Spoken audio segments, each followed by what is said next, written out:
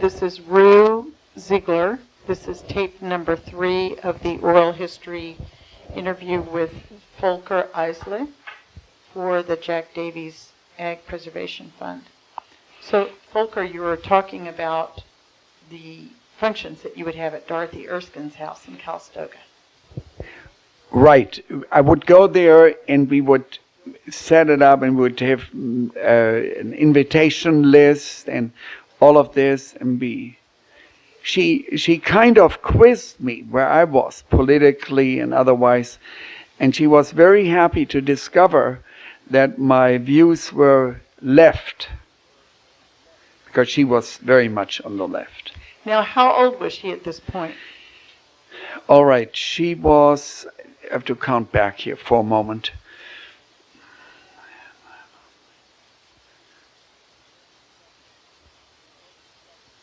In her early 70s. In her early 70s. And what did she look like? She wasn't very tall. She always had a friendly smile, and I remember white hair. And she was not heavy. She was well preserved, like a typical, you might say, upper-class San Franciscan. Was she a widow? At that point, yes. I've never met her husband, who was a prominent lawyer in San Francisco. And so she would go back and forth between the cities? Oh, yes. She lived on Telegraph Hill. Which street? Chestnut? God, I was in the house a million times in her living room. And she was reasonably affluent, upper middle class? Yeah. I mean, they were not super rich, but she was well-to-do. What had he done? Do you know? Yeah, he was a prominent attorney. Oh, yes. Okay. Prominent attorney. And she has started many, many different groups. But she had started one in 1945, I believe, or shortly thereafter, something like San Francisco Citizens for Parks and Recreation or something. And one of her early discoveries was a man named Jack Kent. Jack Kent became the first planning director of the city of San Francisco, I believe in 1945 or 46. And later he was a professor at UC Berkeley in the Department of City and Regional Planning. And he was a brilliant man, became a very good friend, and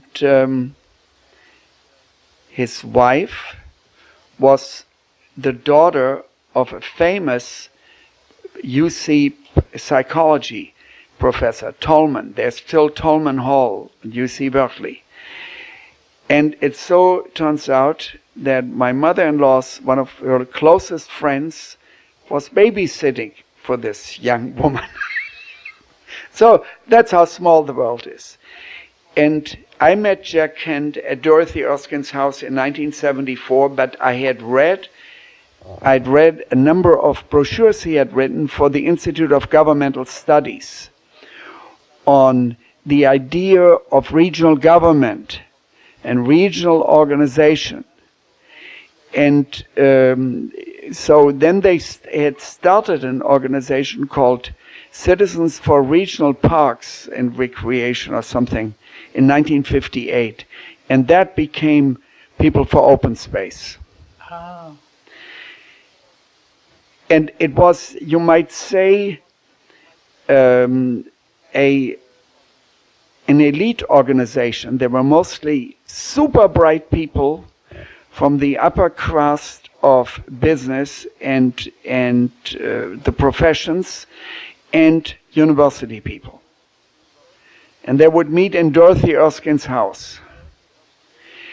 And in 1974, they were thinking about where to go, what to do. And one of the key steps in their development was a very famous study done by Larry Livingston from Livingston and Blaney. He was a planner and lawyer. Can you spell Blaney? Blaney, Blaney. They did a study on open space preservation for the city of Palo Alto. And they showed that it was fiscally better for the city to not develop a certain area, but to turn it into a city park. That was a very... There was an earth-shaking study because it was the first attack on this gospel that growth is profitable for communities. And people still believe this nonsense because it isn't profitable for communities. It is only profitable for individuals here and there. So I got into that circle. And at the same time, I started farming here. And I met another couple who came out of Berkeley, Mr. and Mrs. Foote, Cy and June Foote. And we became very, very, very close friends. And that's F-O-O-T-E. Yes. And just this past August, we had a memorial luncheon here for Cy Foote, who died a few months ago. And his daughter was here, and his son-in-law. And June Foote, his wife, died when did she die? 2004 to 2003, up in Oregon. But for many, many years, they were the closest friends we had here. And he was brilliant, and he had been doing very well in business. But they became a role model for what you should do with money and what you should do with open space. They founded the Land Trust here. And where did they live? They lived on the Silverado Trail. They were originally from Berkeley. And Cy's father was a professor at UC Berkeley. And when they retired, they built a house in Stag's Leap up on the ridge. And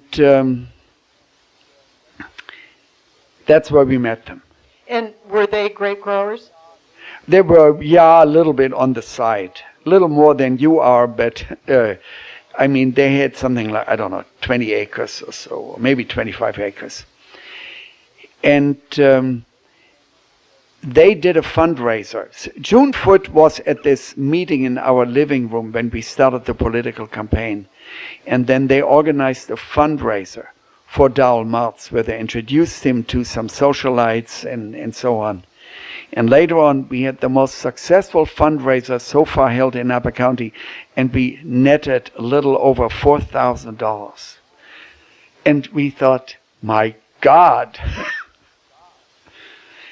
And where was that fundraiser? That was at their house.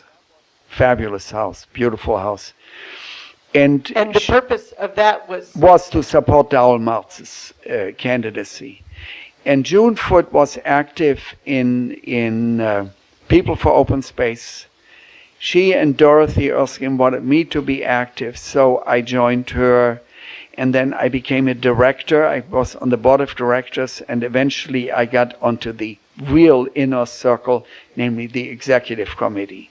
So this was the board of directors of People for Open Space? Yes. Which was headquartered here? No, it was in San Francisco. It was in San Francisco. Everything was in San Francisco. Oh, all right. That was all in San Francisco. And then... So you became, you joined the board of directors? I joined the board of directors, and then I was elevated to the executive committee. And there I was surrounded by a rare group of highly intelligent people, and they were really good. And this was the first time that People for Open Space hired staff, and I never forget when people from the staff would say something, they would say, "Look, I'm speaking now. This staff doesn't tell us what to do." the exact opposite of what you have in most organizations where the staff speaks. And you had professors and super planners and lawyers and whatnot, and they were all very successful and very bright, imaginative people. And this was sort of a second graduate school for me, you might say, in thinking about open space, the role of open space and doing things and discussing, holding my own in discussions. I was the youngest. And I was the youngest, and I was in awe of most people. And it took a while to get used to all of this, but it was very, very important to educate me to be more successful here, because I could verbalize and I could conceptualize the things.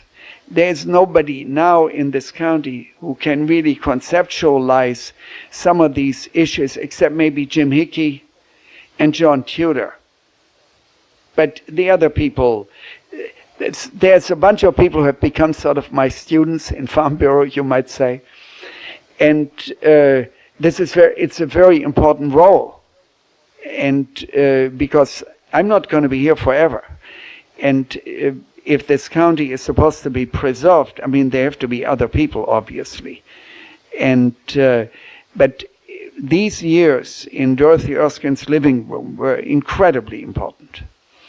And some of these retreats I talked to you earlier about for people for open space, very, very important, because we would have very interesting people from the university, high quality people who would talk about these issues. And were these weekend-long retreats? Yes, yes. But what happened at the same time, you see, at the same time, I'd become a practical farmer. And I began to understand farming, which all these people in Dorothy Erskine's living room didn't understand. And then something happened to the organization. They had applied to a foundation for a major grant to do a study on the potential for a total green belt for the Bay Area. That request was denied. They didn't get the money. Grant. There was a grant for something like, I don't know, $300,000 or $500,000. I mean, major money in those days. And so the question was, what is the organization going to do? How are we going to approach it? And then it became very clear, to approach it successfully, you had to start from another angle. And we started from the angle of agriculture, to preserve agriculture as the key component of open space. And all of a sudden I became very important in this, because I was the only real farmer. And even though I wasn't very long in the business, I wasn't exactly stupid, so I learned fast and I read all the time, and so I could bring things to the table other people couldn't. They were intellectual, theoretical, and they understood things, but they didn't understand the practical problems of farming. And they were mostly urban-based. They were all urbanites. They were mostly from San Francisco, the Bay Area, or somewhere in the Bay Area. You know, there weren't people from the country. So the study of agriculture in the Bay Area and the preservation of agriculture in the Bay Area was very successful. Published that in 1980. And published what now? The study at People for Open Space. Okay, they put, and who was the author? Was this just authored by the organization, or? We hired a writer. We hired a writer who could write very well, and we provided the conceptualization for all these things we wanted to see in there. Was this sort of like a manifesto? No, there was a real analysis of what was going on with agriculture in the 9 Bay Area counties. Oh, I see. For When all you- the counties. For all 9 counties, because People for Open Space is an organization that focuses on land use in the 9 Bay Area counties. The interesting thing is, when you read the study now, and you look at agriculture in the Bay Area now, you will see that agriculture is disappearing in most of the counties. It's becoming less and less relevant. There are pockets here and there, with 2 exceptions, Napa and Sonoma. In 1980, the wine industry had not nearly reached the level of economic importance it has reached now. But one could begin to see it, and one could begin to understand it. And it is too bad that the other counties didn't wake up and do something about agriculture. But admittedly, it's a little easier with good grapes than with sugar beets or onions. Well, Marin County's had some success No. with its No. Marin Agricultural Land Trust. Oh, this is not with agriculture. No. I mean, we can have I tell you one thing about the Marin Agricultural Land Trust. That was founded in early 80s or so, with unbelievable amounts of money. The Buck Fund was behind that. All the smart people of Marin County, all the people with money in Marin County, everybody was involved. In the beginning, they bought a lot. They haven't even come close to buying up ag land in Marin County. Not even close. And what that example shows very clearly is, you cannot do without proper regulations on the governmental level.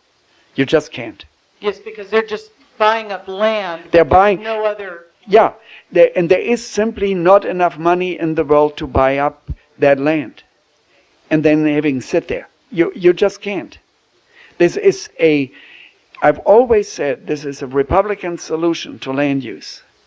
It can fill the gap here and there. It's not bad. But you see in Napa County, you see these millions that are being spent on certain things. And we haven't even touched the vineyards with the land trust. And now we are talking millions for hillside land. Not unimportant. No, I'm all for it. But it is not a way to protect the county. You cannot do it without regulation. And without some other economic base that keeps it all together. And that's the other thing that I learned in practical agriculture. You can love trees, you can love nature, you can love open space. You will not have any success unless you can figure out, you might say, the economic issue. Here we have grapes, and they're a high value crop, and that is protecting the ag land. If it wasn't for Cabernet, we wouldn't have ag land now. We would have condominiums. It's no question about it. People are too dumb and selfish to protect the land on their own. And you cannot grow a crop that isn't really competitive. And to grow tomatoes here, for example, or grow corn, or grow other vegetables, yeah, for little pockets, that is okay. But to keep the whole county afloat, that's not realistic. So you got to have something. And that is something I learned in the practical farming, really. That became very, very clear to me. You know, I can have 400 acres and protect 400 acres. But how am I going to finance that? Unless I have a check. Right? I got to have a check to pay for it. You know? And that is the kind of lesson that I have drawn from all these fights. You have to have more than the land trust. Well, how do you think Sonoma County and its efforts to protect ag land differs from Napa County? They have not been able to institute the regulations that we have been able to do. Fortunately for them, their grapes are very good. They have excellent grapes, especially Chardonnay and Pinot Noir and Zinfandel. The county, however, is twice as large as Napa County. And there are signs or weaknesses, you might say, in land use on the southern end, where there are not that many grapes. And the western end has become a big issue because of the forest protection issue. And there are more and more vineyards being put into the forest. Whether they are sustainable in the long run remains to be seen. They also have cities that are way, way larger than ours. And they have one of the weakest spots they have is called US 101. Napa County has had the historical luck of not having a major highway through the county. And that, being a backwater, you might say, helped the county for many, many decades. 101, any transportation corridor, opens up the land for development. And you see how short-sighted people are. They don't understand that railroads work exactly like freeways. And they have now approved the money for a railway all the way up to Cloverdale along 101. This was in the November Yes. 2008 election. Yes. It's a And high-speed railway. So, but I don't know whether it's going to be high speed or not. Let's say it will be high speed. It will be a commute railroad. They say it will eliminate congestion of 101. Oh no, it will not. It will bring new people to Sonoma County and Marin County. And it will, in the end, have a full train and a full freeway. If you don't believe me, all you have to do is go to Europe and see. And it is not an American vice that people want to drive. It is a human vice. If you make gasoline $25 a gallon, they might stop driving. Absent of that, no. So you're saying that the railroad would bring a highway? No, the highway is there. Yes, but you're saying that it will not alleviate the traffic. This is a figment of the imagination. It will bring more people to a county that doesn't have good land use controls. And you will see these, and what happens is there are enough cities. There's Cloverdale, there is Windsor, there's Healdsburg,